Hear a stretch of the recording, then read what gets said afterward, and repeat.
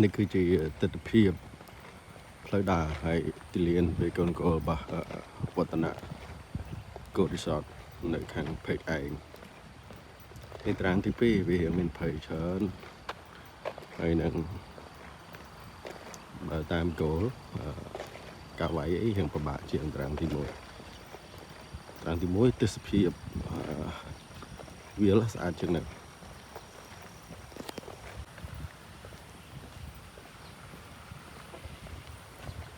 នេះជាតារាង weekend goal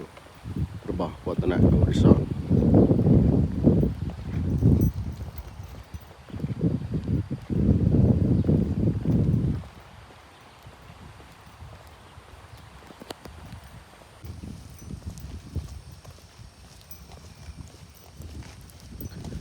ទីធ្លាបរិវេណនៅ Goal Resort នេះគឺស្រស់ស្អាតមែនតើទទួលបានបរិយាកាសធម្មជាតិអុកស៊ីសែនគ្រប់គ្រាន់បរិយាកាសល្អហើយកម្មវិធីការប្រកួត Weekend Goal នេះគឺជាកម្មវិធីលំដាប់ពិភពលោកមួយដែរសម្រាប់ Legend Tour ហើយការប្រកួតថ្ងៃនេះគឺមាន3ថ្ងៃសម្រាប់កម្មវិធីវឌ្ឍនៈ Legend Championship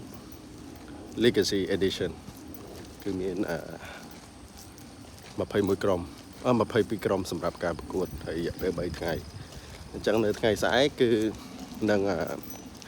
ដឹងថាកីឡាករណាជាម្ចាស់ពានរង្វាន់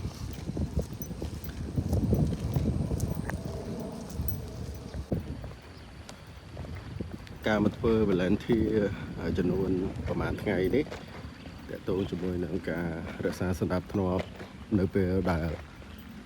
កីឡាកររបស់យើងគាត់ប្រកួតអញ្ចឹងទទួលបានបទពិសោធន៍ហើយនឹងការចេះមើលដឹងពីរបៀបនៃការលេងបើគេថាគេលេងម៉េចគេមើលម៉េចអីម៉េចកាលពីចូលថ្ងៃដំបូងអុយដូចដឹកគោមើលទូទេអត់ដឹងទេអត់ដឹងថាការប្រកួតនឹងគេប្រកួតបែបណាហើយគេគិតមិនឈ្នះមិនចាញ់ទេតែឥឡូវគឺដឹងពីពាក្យកលឹះបាទ goal ច្រើន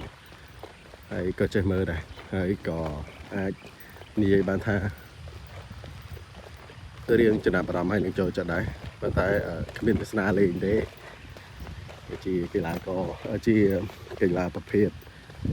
អ្នកមានមួយនេះសម្រាប់1ឡូនេះគឺជាទីកន្លែងដែលគេវាយចេញសម្រាប់ការប្រកួតហ្នឹងយើងវាយចេញហើយនឹងបញ្ចប់ទីនៅទីនោះអញ្ចឹង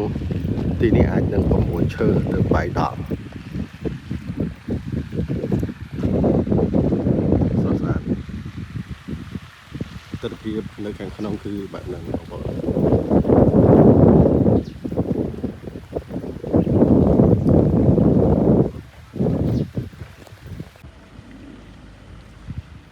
នេះគោលលេខ9ដែលជាគោលចុងបញ្ចប់មួយដែរអញ្ចឹងទាំងអស់មាន8ទៅ10ឡូអញ្ចឹងនេះឡូទី9វាត្រូវការវាចំនួន4ឈើអញ្ចឹងបានន័យថា4ឈើត្រូវបាយឲ្យចូលរុនអញ្ចឹងបើកីឡាករណាវាយក្រុម4ឈើបានន័យថា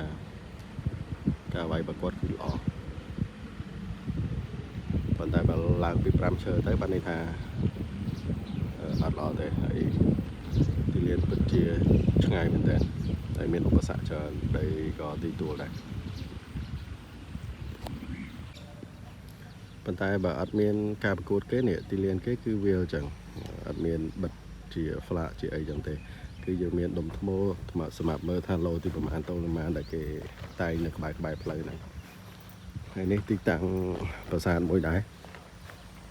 នៅក្នុងនេះមានច្រើនណាប៉ុន្តែគេចែកជា2ឡូខាងនោះគឺ2តារាងខាងតារាងទី1នោះមានតាំងពីអង្គរវត្តព្រះវិហារអីផ្សេងហើយបើតារាងនេះគឺយើងមានបាទជ័យវរ្ម័នមានប្រាសាទនេះចូលលំរៃអី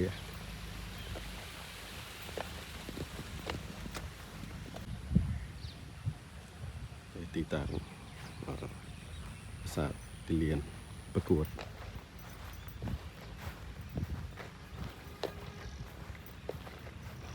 គឺគេធ្វើបានស្រស់ស្អាត